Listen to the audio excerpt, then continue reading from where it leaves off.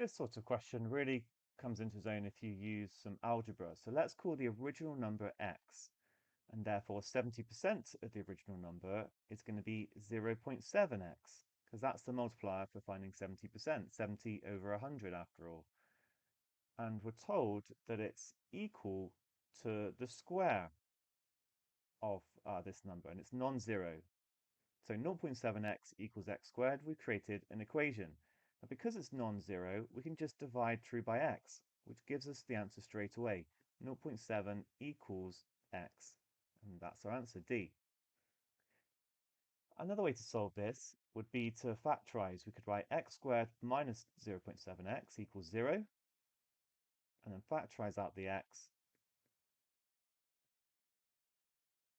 So x equals 0 when this is 0, or x minus 7 equals 0, which gives 0.7.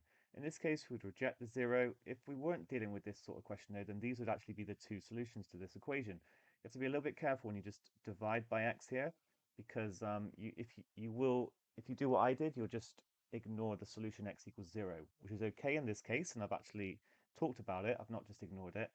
But if you go from here to here, you can do it in general, but then you would have to say x is equal to 0 as well. I see lots of people in A level and beyond just like divide through by functions. This is an example of a function, or like things involving x, and then they forget to account for when that is equal to 0, because we're not allowed to divide by it when it's 0, because things are not defined then. In any case, that's going a bit beyond this question, but I hope you're happy it's 0.7. I mean, let's just take a look. If we square 0.7, well, 7 times 7 is 49. This will become 0.49. You can just think about the place value. This is definitely going to be less than 1, but not as small as 0.049. And then, of course, 70% is going to be exactly the same for 0.49 as well.